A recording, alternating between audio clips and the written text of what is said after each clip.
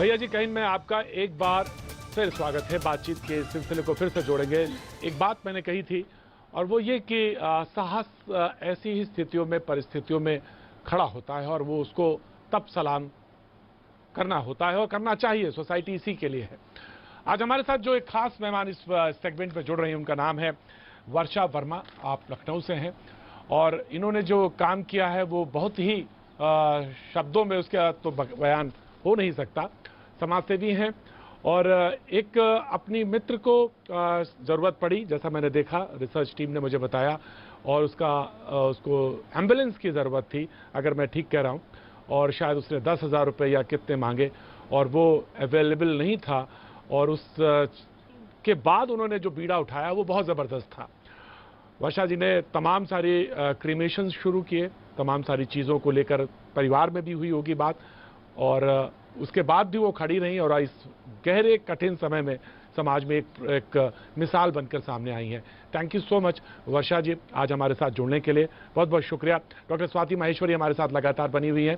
हमारे साथ घनश्याम मिश्रा जी इलाहाबाद से जुड़े हुए हैं। डॉक्टर गगन कपूर हमारे साथ बने। पहले हम भैया जी कहीं की तरफ से आपको सैल्यूट करते हैं और जो एग्जाम्पलरी वर्क आपने किया है, कहाँ से दिमाग में आया, कैसे बनी वो प्रेरणा, और अब जो काम कर रहे हैं, और इस कठिन समय में जब तमाम तरफ हमने देखा था लखनऊ से खबरें आ रही तो कैसे काम कर रही थी आप, ये मैं जानना चाहता हूँ। बहुत सारे लोग आपसे को जो देख रहे हैं वो जानना चाहते हैं। जी, वर्षा बिल्कुल। वर्मा जी। जी।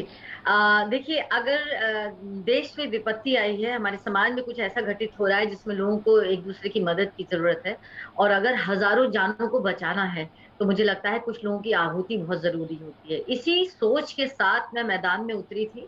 कुछ समय पहले लगभग सवा महीने पहले हमने अपने दोस्त को खोया था राम मनोहर लोहिया अस्पताल के बाहर।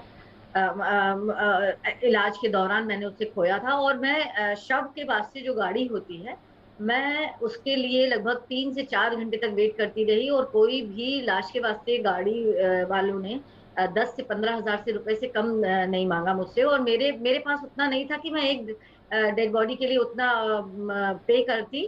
तो फिर ये दिमाग में आया कि जैसे मैं इन चीज़ों को सफ़र कर रही हूँ, इस चीज़ को मैं झेल रही हूँ, तो कैसे हज़ारों लोगों को भी इस समय पैंडेमिक में चूँकि ज़रूरत आन पड़ी होगी, लखनऊ पे इस समय बहुत विपत्ति आई हुई है। तो आई रियलाइज़ कि कुछ ऐसा किया जाए कि हमारे साथ-साथ सभी लोगों की मदद हो पाए। तो नेक्स्ट डे से मैंने एक रेंट पे वैन ले ली और वैन लेने के बाद में उसको मैं खुद ड्राइव करके मैंने उसको स्टार्ट कर दिया। मैंने एक ड्राइवर भी हायर किया, एक अटेंडेंट के रूप में कुछ समय मैंने काम किया, फिर एक ड्राइवर के रूप में भी। तो और मैंने ये देखा कि हज़ारों लोग ऐसे हैं, मुझे फॉरेन कंट्री से भी कॉल्स आई, फिर बाहर से भी आई कि हमारे पेरेंट्स एक्सपायर हो गए हैं, हम लोग प्रोटोकॉल के अकॉर्डिंग वापस लखनऊ अभी नहीं आ सकते हैं और डेड बॉडी भई धीरे-धीरे सड़ना चूँकि स्टार्ट कर देती है। तो इन सभी चीज़ों को देखते हुए फिर हम लोगों ने क्रेमेशन भी अपने हाथ से किया और अभी मुझे लगता है कि बहुत ढेर सारी सैकड़ों शव ऐसे होंगे, डेड बॉडीज़ ऐसी होंगी जिनको हम अपने हाथों से क्रेमेट कर रहे हैं खुद डेली।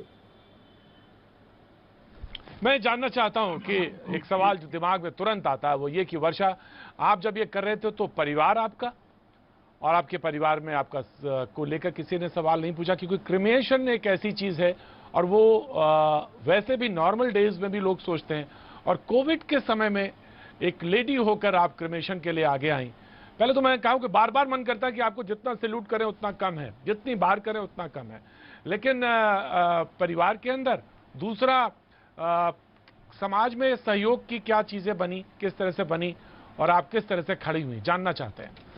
देखिए, परिवार का साथ जब नहीं मिलता है तो इंसान आगे नहीं बढ़ पाता है। मेरा ये बिल्कुल सीधा-सीधा मानना है। परिवार का पूरा साथ है। हाँ, परिवार में एक डर डर था मुझे लेकर के मेरी मेरी सेफ्टी को लेकर के, तो डर जायज़ भी था। कोरोना इस समय इस बार तो किसी को नहीं बख्श रहा है, ना धर्म देख रहा है, ना जाति, ना किसी भी व्यक्ति को वो समझ नहीं रहा है। तो इस बात का डर था परिवार में और स्टार्टिंग में जब ये भय होने पर जब हमने मेंटली प्रिपेयर किया इन लोगों को घर में कि देखिए ये काम ये जो सेवा है फिलहाल इस समय बिल्कुल भी नहीं बंद होने वाली है। तो घर वाले तो हमारे समझ गए, लेकिन बाहर थोड़ा-सा हमें ज़्यादा फेस करना पड़ा जो मैं आपको एक छोटे से किस्सा बताती हूँ कि मैं अपार्टमेंट में चूंकि रहती हूँ और एक लिफ्ट से मैं वापस जा रही थी, तो एक लोगों के घर में शादी का माहौल था और एक कर्टसी कॉल होती है। मैंने भी कहा कि भाई आपको ढेर सारी शुभकामनाएं, और अगर आपको लगता है कि मेरे लायक कोई सेवा हो तो प्लीज आप जरूर बताइएगा।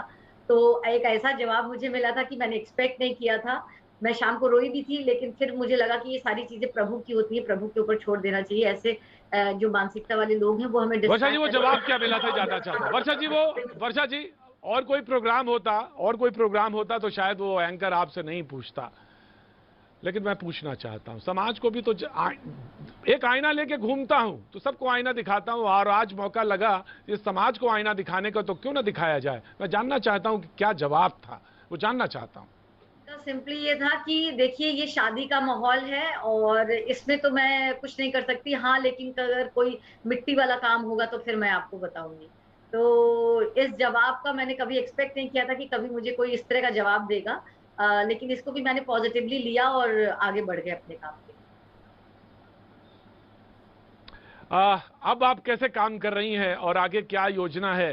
क्योंकि कितने लोग आपके साथ आगे आए, कितने लोगों ने आपका हाथ बटाया, और मुझे तो लगता है कि इसको और आगे कैसे ले जाने का सपना है आपका, वर्षा जी। बिल्कुल। देखिए, मैं इस पैंडेमिक को लेकर के कोई सपना तो नहीं देख सकती। भगवान करे ये मेरी सेवाएँ तुरंत बंद हो जाए, इमीडिएटली बंद हो जाए। मेरी 5 गाड़ियाँ इस समय हैं।